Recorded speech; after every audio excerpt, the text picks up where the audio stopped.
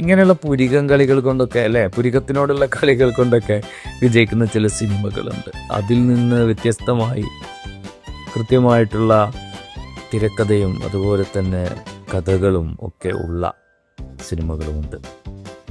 അപ്പം ഇത് നമ്മളാണോ ഇത്തരം ചവറ് പടങ്ങളെ പ്രോത്സാഹിപ്പിച്ച് അങ്ങനെ ചവറ് പടങ്ങൾ വീണ്ടും വീണ്ടും വരുന്നത് എന്നുള്ളതിനെക്കുറിച്ച് നമ്മൾ ആലോചിക്കേണ്ടതുണ്ട്. അതോടൊപ്പം തന്നെ ഇവർ ഇങ്ങനെയുള്ള സിനിമകൾ ഇറക്കിയിട്ടാണോ നമ്മളുടെ മൈൻഡ് സെറ്റ് അങ്ങനെ ആയിപ്പോകുന്നത്? ഈ രണ്ട് കാര്യങ്ങൾ നമ്മൾ ആലോചിക്കേണ്ടതാണ്.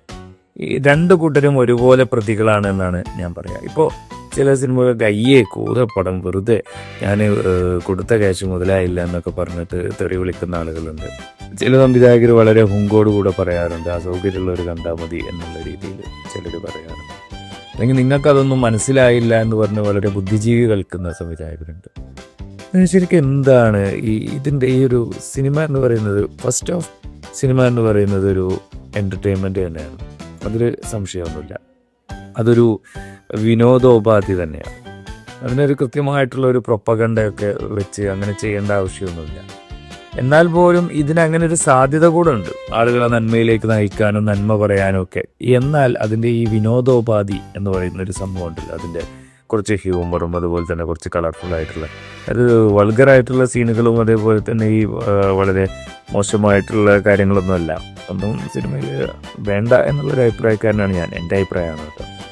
അപ്പോൾ ഇത്തരം ഹ്യൂമറുകൾ അതേപോലെ തന്നെ നല്ല വിഷ്വലുകളൊക്കെ സിനിമയിൽ ഉൾപ്പെടുത്തുന്നത് ഒരു റിയലായിട്ടുള്ളൊരു കാര്യം പറയുകയാണെങ്കിൽ പോലും ഇത്തരം കാര്യങ്ങൾ കൊണ്ടൊക്കെ സമ്പന്നമാക്കാൻ വേണ്ടിയിട്ട് ശ്രമിക്കുക എന്ന് പറയുന്നത് ഒരു നല്ലൊരു കാര്യമാണ്. അത് പലരും ശ്രദ്ധിക്കാറില്ല. അപ്പോൾ സിനിമയായിട്ട് തന്നെ കാണുന്നത്, ജീവിതമാണ്. ജീവിതത്തിലുള്ള എല്ലാ കാര്യങ്ങളും നമ്മൾ സിനിമയിൽ പറയാൻ നിന്ന് കഴിഞ്ഞാൽ എന്താവും, സ്വാഭാവികമായിട്ട് അത് വെറുതെ ഒരു പറച്ചിലാവും. ഇപ്പോൾ ഞാനൊക്കെ ഈ പറയുന്ന പോലെ അങ്ങനെ പറയുന്നു, കുറച്ച് കേൾക്കും, അത് കഴിഞ്ഞാൽ പോവും അല്ലേ. അപ്പോൾ അങ്ങനെ ആയി പോവും. അപ്പോൾ അതിൽ ചേർക്കേണ്ട ചില ചേരുവകളുണ്ട്. ഇവിടെ നോക്കണ്ട് ചേരുവകളുണ്ട്. ആ ചേരുവകൾ ചേർത്തിട്ടില്ലെങ്കിൽ അത് സിനിമയാവില്ല, വേറെ എന്തോ ആവും. അപ്പോൾ ആ കാര്യം നമ്മൾ ആലോചിക്കേണ്ടതുണ്ട്.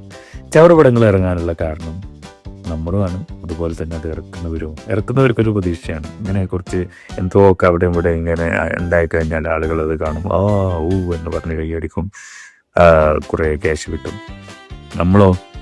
നമ്മൾ ഇത്തരം സിനിമ വരാൻ വേണ്ടിയിട്ട് വെയിറ്റ് ചെയ്യുന്നുണ്ടെങ്കിൽ അപ്പോൾ നമുക്കും എന്തോ കുഴപ്പമുണ്ട്. ഇവരെ അങ്ങനെ ആക്കി എന്നൊന്നും പറയാൻ പറ്റില്ല. നമുക്ക് നമ്മളുടേതായിട്ടുള്ള ബുദ്ധി, ഇതിന് ഉള്ളിലൊരു തലച്ചോറ് എന്ന് പറഞ്ഞിട്ടുള്ളൊരു സാധനമൊക്കെ നൽകിയിട്ടുണ്ട് നമുക്ക്. അപ്പോൾ അതൊക്കെ നമ്മൾ കുറച്ച് യൂസ് ചെയ്യാം.